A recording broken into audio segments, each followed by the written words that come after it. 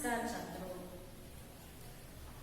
आज मैं 10वीं कक्षा के छात्रों के लिए जो पिछली कक्षा में जो पाठ किया है, एक कहानी दुनिया में पहला मकान, इस कहानी के अगले भाग को बचे हुए शेष भाग के बारे में आज हम आपके सामने प्रस्तुत करना चाहती हूँ और इस आगे के भाग के बारे में जानकारी आज हम प्राप्त करेंगे। ನಾವು ದುನಿಯಾ ಮೇ ಪಹಲಾ ಮಕಾನ್ ಈ ಪಾಠದ ಮುಂದಿನ ಭಾಗವನ್ನು ಇಲ್ಲಿ ನಾವು ನೋಡೋಣ। दुनिया में पहला मकान एक कौन सी साहित्यिक विधा है? ये एक लेख है। ये दुनिया में पहला मकान एक लेख है। इस लेख का कहानीकार डॉक्टर विजय गुप्त है। डॉक्टर विजय गुप्त जी दुनिया में पहला मकान का रचयिता है और इस कहानी में हम पुनरावलोकन में देखेंगे, हम मानव हमेशा सतत प्रयत्नशील रहना चाहिए। ಯಾವಾಗ ನಿರಂತರ ಪ್ರಯತ್ನಶೀಲನಾಗಿರಬೇಕು। दूसरों की सहायता से, ಬೇರೆಯವರ ಸಹಾಯದಿಂದ नए नए ಹೊಸ ಹೊಸ ವಸ್ತುವನ್ನು बनाना, ಬೇರೆ ಬೇರೆ ವಿಚಾರಗಳನ್ನ ಬೇರೆ ಬೇರೆ ವಸ್ತುಗಳನ್ನ ಮಾಡುವುದನ್ನು ಕಲಿಬೇಕು। और इस दुनिया में सबसे पहले मकान बनाने का सोच दो दोस्तों ने, किंद्रू लालिमा और किंचा लालीराम, ये दो दोस्तों ने सोचा एक मकान बने, ಅದು ಮನೆ ಮಾಡಬೇಕು ಅಂತ ಹೇಳಿ ಯೋಚಿಸಿದ್ರು।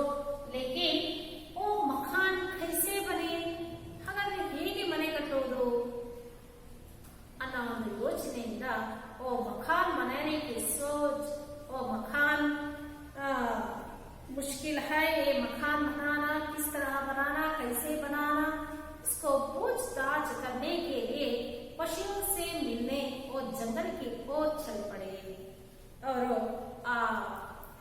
ಪ್ರಾಣಿಗಳಿಂದ ಸಲಹೆಯನ್ನ ಪಡೆದು ನಾವು ಮನೆ ಕಟ್ಟಬೇಕು ಅಂತ ಹೇಳಿ किंतु लाली और किंचा लालीराम दोनों दोस्तों ने जंगल की ओर पशुओं से पूछताछ करने के लिए जंगल की ओर चल पड़े और उनका पूछताछ क्या था? मकान कैसे बने ಅಂತ ಹೇಳಿ ಅವರು ಕಾಡಿನ ಕಡೆಗೆ ಹೊರಡ್ತಾರೆ। सबसे पहले मुलाकात हाथी से हुआ, ಮೊಟ್ಟ ಮೊದಲಿಗೆ ಒಂದು ಆನೆಯ ಹತ್ರ ಇರುವ ಒಂದು ಭೇಟಿಯಾಗುತ್ತೆ।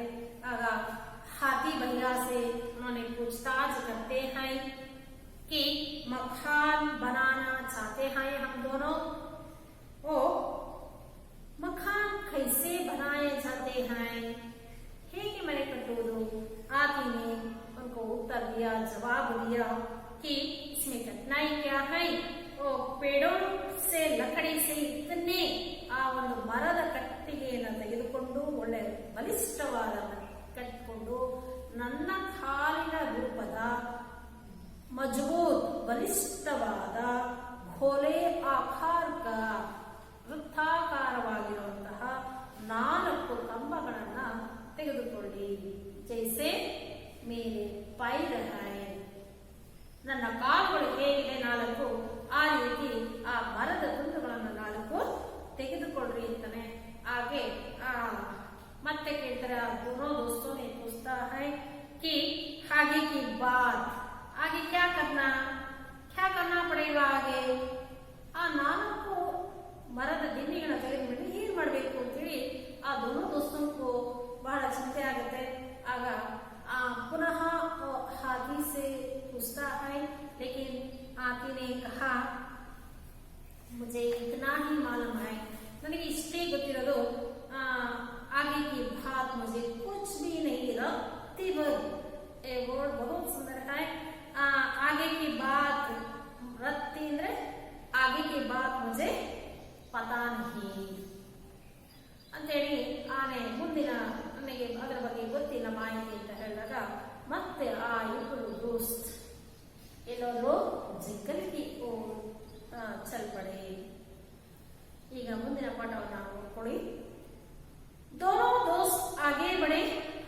ಮುಂದೆ ಮುಂದೆ ಹೋಗ್ತಾರೆ. रास्ते में उन्हें सांप मिला. हाथी के बाद उस सांप से मिला. दोस्तों ने सांप को रोका. सांप को रोककर उसे नमस्कार किया. ಅದಕ್ಕೆ ನಮಸ್ಕಾರ ಮಾಡಿ बोले, सांप भैया हम लोग घर बनाना चाहते हैं. हम दोनों दोस्तों ने सोचा है एक घर बनाना, इसलिए आप बता सकते हैं कि कैसे बनाया जाए. हाथी ने हमसे कहा है कि उसके पैर जैसे मजबूत और मोटे लकड़ी के गोले पेड़ से काट लो. उसे बस इतना ही मालूम है, आगे की बात वह नहीं जानता. आ इಬ್ಬರು ಸ್ನೇಹಿತರು ಹೇಳ್ತಾರೆ ಆ सांप हाविಗೆ, हमने पहले हाथी से मुलाकात किया और हाथी ने हमें सलाह भी दिया है. हाथी ने कहा मेरे पैर जैसे मजबूत और मोटे लकड़ी के गोले पेड़ से काट लो. इतना ही मुझे मालूम है, उसके आगे की बात मुझे मालूम नहीं. ಮುಂದಿನ ವಿಷಯ ನನಗೆ ಗೊತ್ತಿಲ್ಲ ಅಂತೇಳಿ ಆ ಆನೆ ಹೇಳ್ತು. ಹಾಗಾಗಿ ಮುಂದಿನ ವಿಷಯದ ಬಗ್ಗೆ सांप भैया आप तो जवाब दीजिए. सांप ने कहा ऐसा करो कि लकड़ी ऐसी पतली और लंबी काटो. ಒಂದು ಕೆಲಸ ಹೀಗೆ ಮಾಡಿ, ಲಕಡಿ ಒಂದು ದೆಪ್ಪೆ ಒಂದು ಕಟ್ಟಿಗೆನ ತೆಗೆದುಕೊಡ್ರಿ. ಪತಲಿ और ಲಂಬಿ, ಪತಲಿ ತೆಳ್ಳಗೆ ಅವರು ಉದ್ದವಾಗಿ कट ಮಾಡ್ಕೊಡ್ರಿ. जैसे मैं हूँ. सांप जैसे कैसे है, और पतली है और लंबी भी है, इसलिए मुझ जैसे पतली और लंबी लकड़ी काट लो. दोनों दोस्तों ने पूछा इसके बाद फिर क्या करना पड़ेगा. ಇದಾದ್ಮೇಲೆ ನಾವು ಏನ್ ಮಾಡಬೇಕು. सांप ने कहा आगे की बात मैं नहीं जानता, मुझे रत्ती भर पता नहीं. हाथी के जैसे सांप ने ऐसा कहा, आगे की बात मैं नहीं जानता, मुझे रत्ती भर भी पता नहीं. अरे चूरू सहा आगे की बात कुछ भी नहीं मालूम है. ಮೊದಲು ಆನೆಯನ್ನ ಭೇಟಿಯಾದ್ರು. ಆನೆ ತನ್ನ ಕಾಲುಗಳ ರೂಪದ ಬಲಿಷ್ಠವಾದ ಗೋಲಾಕಾರದ ಕಂಬಗಳನ್ನ ಮಾಡೋದಕ್ಕೆ ಹೇಳ್ತು. ಹಾಗೆ दूसरी मुलाकात सांप से हुई. ಆ ಹಾವು ಏನ್ ಹೇಳ್ತಪ್ಪ ಅಂದ್ರೆ ತನ್ನ ರೀತಿ ಇರುವಂತಹ ಉದ್ದವಾದ ತೆಳ್ಳು ದೆಪ್ಪೆಯ ರೂಪದಲ್ಲಿ ಕಟ್ ಮಾಡ್ಕೊಡ್ರಿ ಲಕಡಿನ ಅಂತ ಹೇಳ್ತು. ಹಾಗೆ ಅದಕ್ಕೂ ಏನು ಮಾಹಿತಿ ಗೊತ್ತಿರಲಿಲ್ಲ. हालांकि दोनों दोस्त और आगे बढ़े. रास्ते में सड़क किनारे उन्हें एक भैंस खड़ी मिली.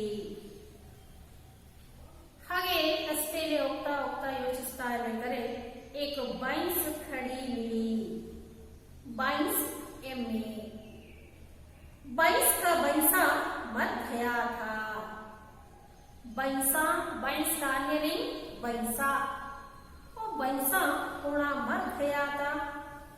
भैंसे का मांस दूसरे जानवर खा गए थे. खाली पंजर पड़ा था.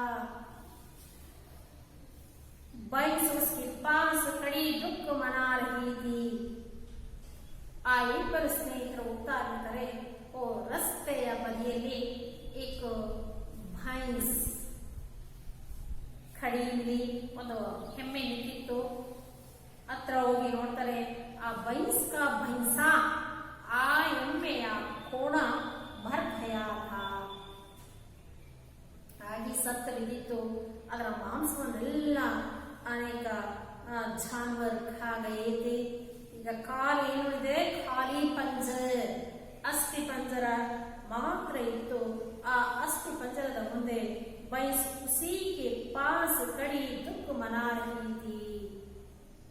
ತನ್ನ ಭೈಂಸನ್ನ ಕಳ್ಕೊಂಡು ದುಃಖದಲ್ಲಿ ಅದರ ಹತ್ರ ನಿಂತ್ಕೊಂಡು ದುಃಖಿಸ್ತಾ ಇತ್ತು. ಆ ಸಮಯಕ್ಕೆ दोनों दोस्त भैंस के सामने पहुंचे.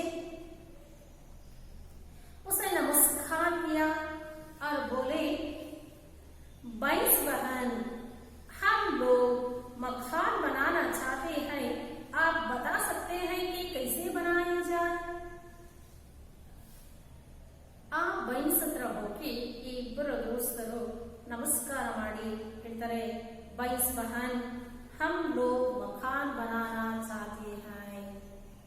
ನಾವಿಬ್ರು ಒಂದು ಮನೆ ಕಟ್ಟಬೇಕು ಅನ್ಕೊಂಡಿದೀವಿ, ಅದಕ್ಕೆ ಏನಾದ್ರೂ ನೀವು ಸಹಾಯ ಯೋಚನೆಯನ್ನ ಬತಾ ಸಕ್ತೆ ಹೈ. ಮತ್ತೆ ಪುನಃ ಹೇಳ್ತಾರೆ, आदमी ने बताया है कि इतने मोटे और मजबूत गोले पेड़ों से काट लो जितने उसके पैर है.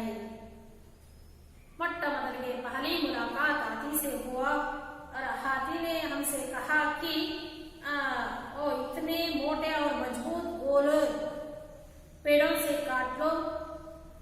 और दूसरी मुलाकात सांप ने कहा, सांप के जैसे लंबी और पतली लकड़ियां काट लो. ये दोनों को उसके आगे की बात पता नहीं था.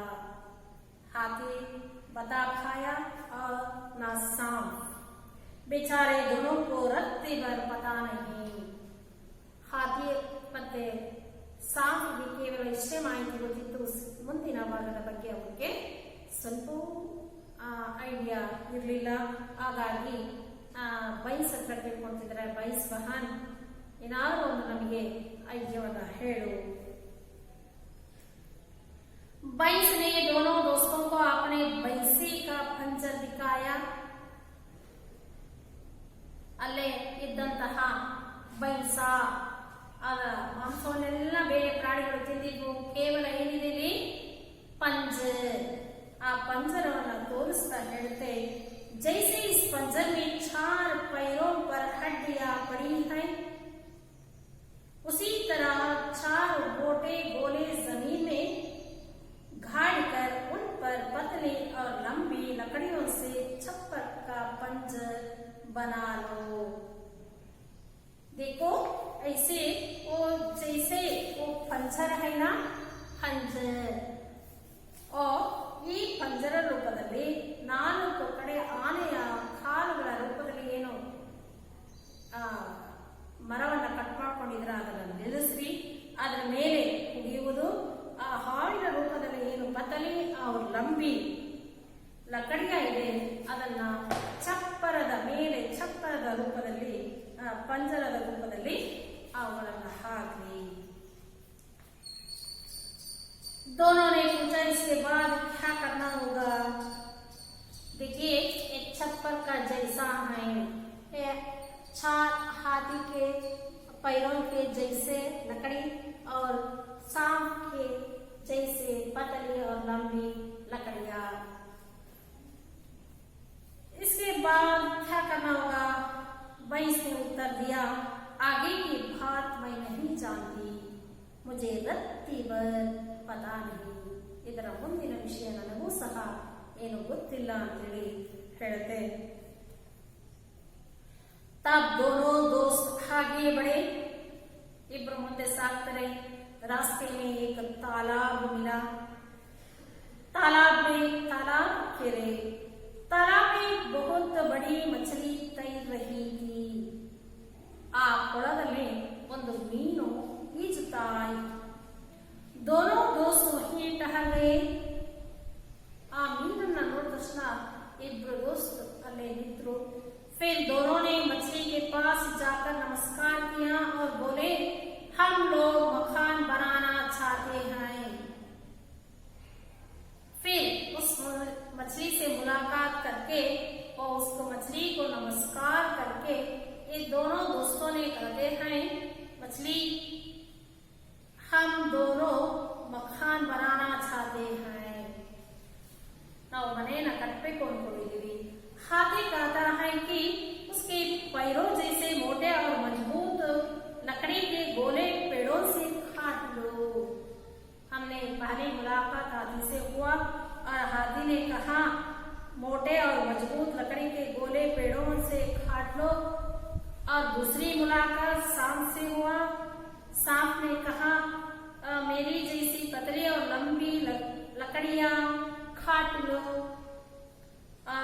तीसरी मुलाकात बैस से हुआ और बैस ने कहा, लकड़ियों को कैसे जमायो उसके दोनों ನಿಮ್ಮ ನಿಮ್ಮ ಭಾಗ್ಯ ಸಿಕ್ಕ ಹಾಗೆ ಚಪ್ಪರ್ ಜೈಸೆ ಬನಾ ಲೋ ಅಂತೇಳಿ ಹೇಳಿ ಉಸ್ ಆಗೆ ಕಿ ಬಾತ್ ಮುಜೆ ಬಿ ರತ್ತಿ ಬರ್ ಮುಜೆ ಬಿ ಪತಾ ನಹಿ. ಮುಂದಿನ ವಿಷಯದ ಬಗ್ಗೆ ಗೊತ್ತಿಲ್ಲ ಅಂತೇಳಿ 3 ಪ್ರಾಣಿಗಳು ಹೇಳಿದವೆ. ಹಾಗಾಗಿ ಮछलिಯಿಂದ ಹತ್ರ ಕೇಳ್ತವೆ. मछली ने कहा आप लोग जरा मेरी पीठ की पट्टियां ध्यान से देख लो. मेरी पीठ की पट्टियां, पीठ ಬೆನ್ನಿನ ಆ ಪಟ್ಟೆಗಳನ್ನ ನೀವು ಸ್ವಲ್ಪ ಗಮನವಿಟ್ಟು ನೋಡಿ. फिर पेड़ों से बहुत सी पत्तियां तोड़ लो. ನೀವು ಮೊದಲು ಹೋಗಿ ಪತ್ತಿಯ ಎಲೆಗಳು ಪೇಟ್ ಸೆ ಪತ್ತಿಯ ತೋಡು, ಆ ಮರಗಳಲ್ಲಿ ಇಷ್ಟು ಎಲೆಗಳನ್ನ ಕಿತ್ಕೊಂಡ್ ಬರ್ರಿ.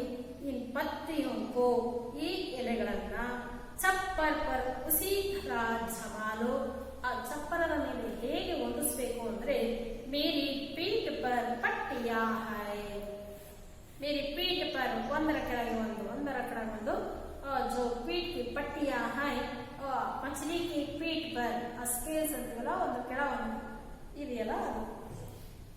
ಹಾಗೆ मेरी पीठ पर पट्टियां हैं जैसे पत्तों से उसको चप्पर पर जमा लो.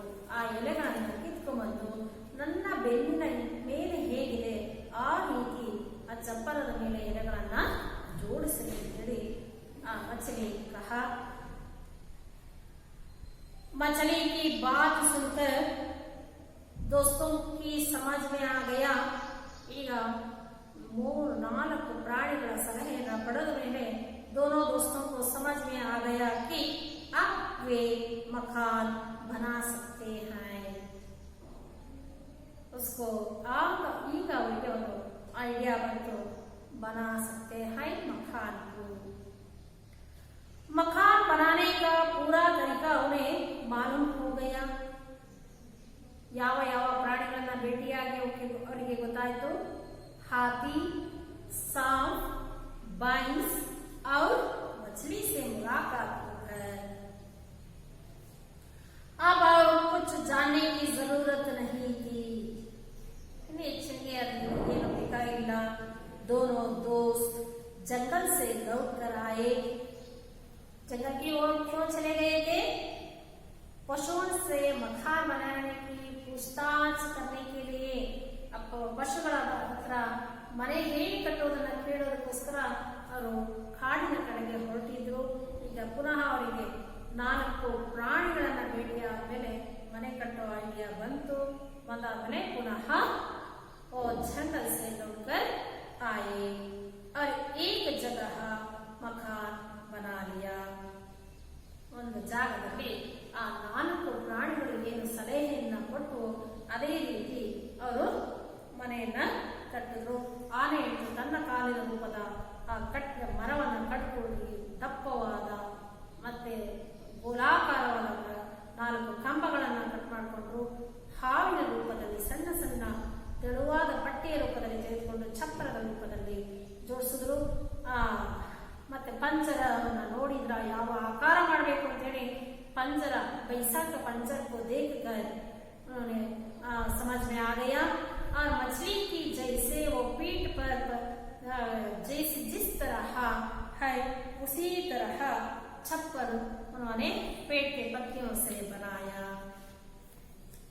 ಈ ರೀತಿ ಮಾಡಿ ಒಂದು ಜಾಗದಲ್ಲಿ ಮನೆಯನ್ನು ಕಟ್ಟಿದ್ರು.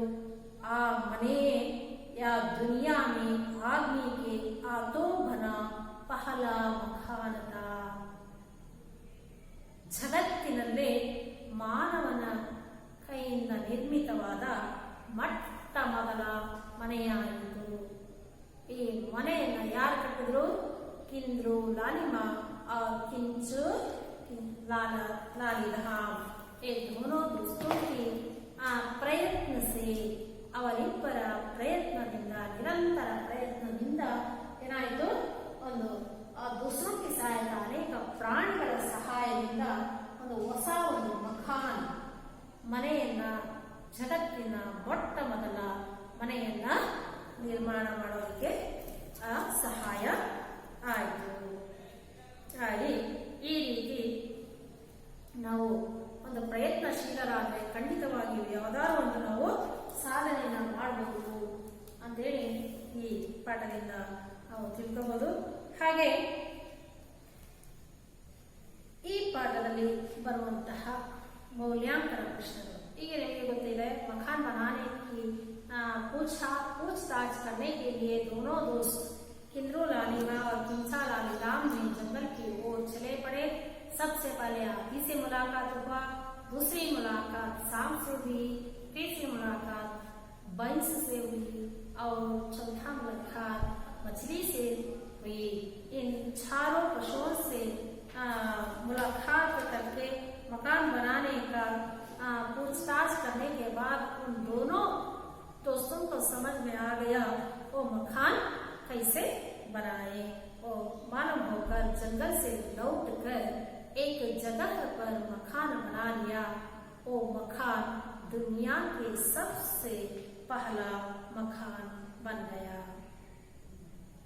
तो बच्चों इस पाठ से आप ನಿಮಗೆ ಅರ್ಥ ಆಗಿದೆ ಅನ್ಕೊಳ್ತೀನಿ. ಈ ಪಾಠಕ್ಕೆ ಸಂಬಂಧಪಟ್ಟಂತ ಒಂದೆರಡು ಪ್ರಶ್ನೆಗಳ ಮೂಲಕ ಎಷ್ಟು ನಿಮಗೆ ಅರ್ಥ ಆಗಿದೆ ಅನ್ನೋದನ್ನ ನಾವು ನೋಡ್ಕೊಳ್ಳೋಣ. ಮೌಲ್ಯಾಂಕನ दोस्तों की दूसरी मुलाकात. ಇಂದಿನ ಪಾಠದಲ್ಲಿ ನಾವು ಹೇಳಿದ್ವಿ ಮೊಟ್ಟ ಮೊದಲ ಭೇಟಿ ಯಾರ ಜೊತೆ ಆಗಿತ್ತು. पुनरावलोकन में कहा है पहले मुलाकात हाथी से हुआ. ಆ ಆನೆಯ ಜೊತೆ ಮುಲಾಕಾತ್ ಆದ್ಮೇಲೆ दोस्तों की दूसरी मुलाकात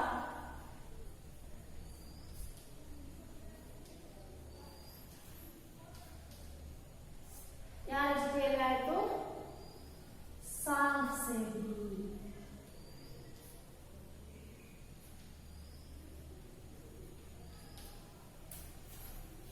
और दोस्तों ने क्या तय किया.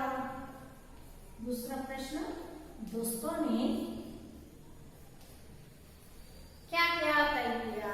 ಏನೇನನ್ನ मकान बनाने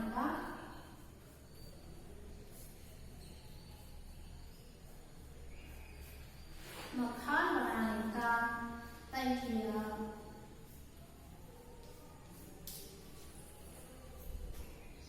बैंस से उत्तर पाकर दोस्त किससे मिले. ಆ ಎಮ್ಮೆಯನ್ನ ಭೇಟಿಯಾಗಿ ನಂತರ ಯಾರನ್ನ ಭೇಟಿಯಾದರು. बैंस से उत्तर पाकर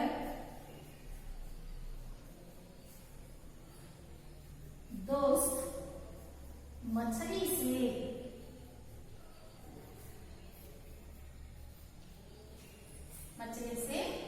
मिले. इस तरह ಈ ರೀತಿ ಎಲ್ಲಾ ಪ್ರಾಣಿಗಳನ್ನ ಭೇಟಿಯಾಗಿ ಕೊನೆಗೆ ಒಂದು ಜಾಗದಲ್ಲಿ ಮನೆಯನ್ನ ಕಟ್ತಾರೆ. ಆ ಇಬ್ಬರು दोस्तों का नाम था किंद्रू लालिम और किंचा लालिधाम. तो बच्चों ಈ ಪಾಠ ನಿಮಗೆ ಚೆನ್ನಾಗಿ ಅರ್ಥ ಆಗಿದೆ ಅನ್ಕೋತೀನಿ. दुनिया में पहला मकान. इस पाठ का लेखक वे कहते हैं कि पूर्वोत्तर भारत के सिंगफो नामक आदिवासियों में दो दोस्त थे. ये पूर्वोत्तर भारत दो दोस्त हैं. वो किंद्रू लालिम और किंचा लालिदाम नामक दो दोस्त थे. एक का नाम किंद्रू लालिम तो दूसरे का नाम था किंचा लालिधाम.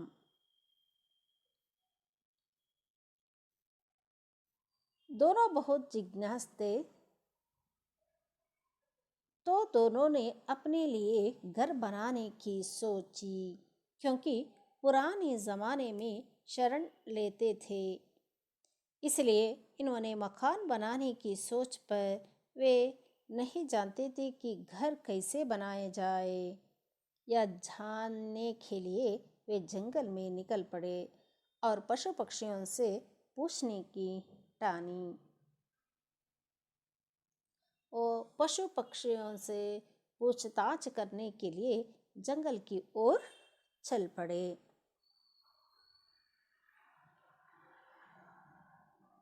वो जा रहे थे तो उन्हें रास्ते में सबसे पहले हाथी मिला। उन्होंने पहले हाथी को नमस्कार किया, फिर विनम्रता से पूछा कि हाथी भैया, हम मखान बनाना चाहते हैं, क्या आप बता सकते हैं कि मखान कैसे बनाए जाते हैं? हाथी ने कहा, यह कोई कठिन काम नहीं है। तुम लोग मेरे मजबूत पाँव जैसे लंबे मोटे गोलाकार की लकड़ियाँ काट लो, और वे भी जितने मेरे पैर हैं, अर्थात 4 लकड़ियाँ काट लो।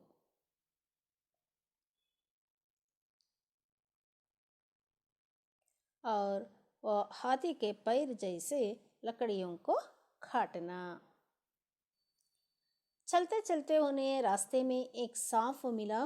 दोनों ने सांप को भी नमस्कार किया और पूछा कि सांप भाई, हम मकान बनाना चाहते हैं, क्या आप बता सकते हैं कि कैसे बनाना है? हम हाथी भाई से पूछा तो हाथी ने बताया कि उनके पैरों जैसे मजबूत और गोलाकार की लंबी 4 लकड़ियाँ काट ले। आगे का उन्हें कुछ भी बात नहीं है, पता नहीं है। और सांप ने उत्तर दिया, और मेरे जैसे लंबी और पतली लकड़ियों को काट ले। सड़क के किनारे एक भैंस मरा पड़ा था। उसके पास भैंस खड़ा था। दूसरे जानवर तथा पक्षी उस मरे हुए भैंस का मांस खा चुके थे। पास खड़ी भैंस रो रही थी। दोनों दोस्तों ने भैंस को नमस्कार किया और बोले, बहन, हम लोग मकान बना चाहते हैं, क्या आप हमारी सहायता कर सकती हैं? और भैंस से सहायता मांगी। हाथ ने बताया कि उसके पैरों जैसी मोटी लकड़ियाँ काट ले। सांप ने बताया कि उस जैसी लंबी और पतली लकड़ियाँ काट ले। आगे का उन दोनों को रत्ती भर पता नहीं। भैंस ने दोनों को अपने भैंस की हड्डियों का पंजर बताकर बोली, जिस प्रकार 4 पैरों पर हड्डियों का ढांच पड़ा है, उसी प्रकार 4 बड़ी लकड़ियां जमीन में गाड़ दो। उन पर इस भैंसे के पंजर जैसा लंबी लकड़ियों से बना लो।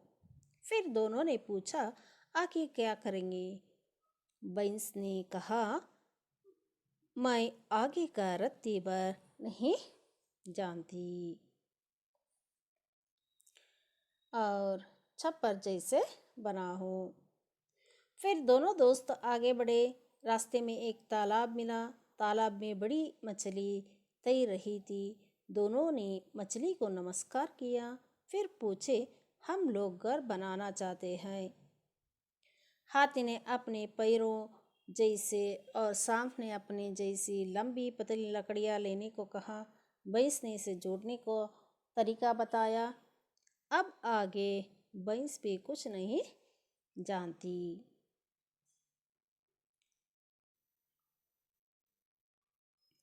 तब मछली ने बताया कि अब आप मेरी पीठ पर बनी पट्टियाँ देख लो। फिर उसी प्रकार पेड़ों की बड़ी बड़ी पत्तियाँ उस लकड़ी के पंजर पर जमाना, बिल्कुल छप्पर की तरह। मछली ने कहा, पेड़ों से बहुत सी पत्तियाँ तोड़ लो। इन पत्तियों को छप्पर पर उसी तरह जमा दो जैसे मेरी पीठ पर पट्टियाँ हैं। तब मछली ने बताया कि अब आप मेरी पीठ पर बनी पट्टियाँ देख लो। फिर उसी प्रकार पेड़ों की बड़ी बड़ी पत्तियाँ उस लकड़ी के पंजर पर जमाना, बिल्कुल छप्पर की तरह। अंत में इन चारों की बातें सुनकर दोनों दोस्तों को समझ में आ गया कि मकान कैसे बनाना है। जंगल से लौटकर दोनों ने मकान बना लिया।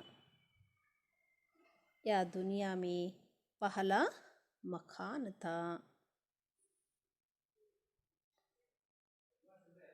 ये पहला मकान।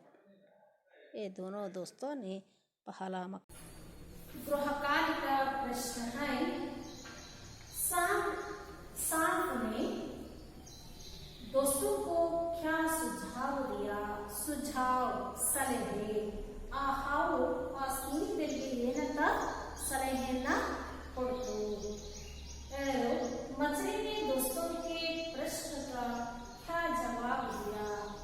ಆ ಕೊನೆಗೆ ಆ ಇಬ್ಬರ ದೋಸ್ತರಿಗೆ ಸ್ನೇಹಿತರಿಗೆ ಆ ಮೀನು ಏನಂತಹ ಉತ್ತರವನ್ನ ನೀಡಿತು.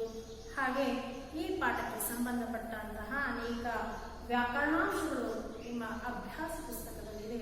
अवಗಳನ್ನ घर में बैठकर इस एक बार पाठ को पढ़कर और अभ्यास के प्रश्नों को लिखकर और एक गृहकार्य का प्रश्न का उत्तर लिखकर लाना।